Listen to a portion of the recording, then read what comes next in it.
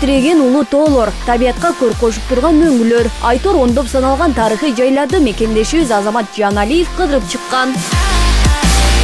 Интернет колдонуучулары арасында Азамат Жаналиев деген ысым кеңири таанымал. Анткени ал өлкөбүздүн 7 дубанын 2 ай аралыгында кыдырып чыгаарын Фейсбуктагы өздүк баракчасына жарыя кылган. Бул окуядан көп өтпөй, ал үстүбүздөгү жылдын 22-май күнү Борбор калаадан аймактарды көздөй жөнөп кеткен. Туура 8-9 ай мурун кыялдарымдын жоголуп баратканын сезип, кыялдарыман өзүмдүн бала кезимдеги тунук кыялдарыман алыстап баратканын сезип,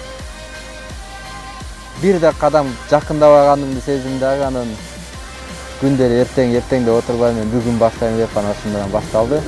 Бул арада Азамат кайда кантип жүргөнүн интернет аркылуу тынымсыз жарыя кылып турган. Маалымат уккан мекендештерибиз ага атайын жолугуп, күнүмдүк керектелүүчү муктаждыктары менен камсыз кылып турган.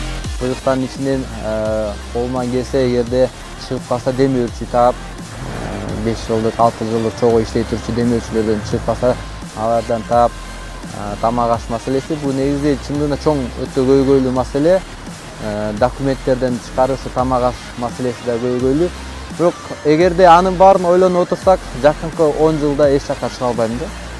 Ошон үчүн биринчи кыла бериш керек, андан кийин эртелди кеч артынан келчү кишилер келет дегендей. Кыргызстанды багынткан каарманымдын кийинки кыялы күнү жүзүн велосипед менен 6 жыл аралыгында кыдырып чыгуу. Учурда бул сапарга Азамат кызуу даярдык көрүп жаткан чагы.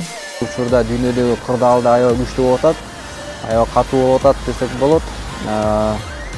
Европадан баштайт элем. Негизи Европада тигиндей катуу кырдаал болуп аткандыктан ал маселеси кичине токтоп, эми жаккыга деп жаз айында ошо Азия жактан, Кытай жактан баштайм го деп чечип отурам.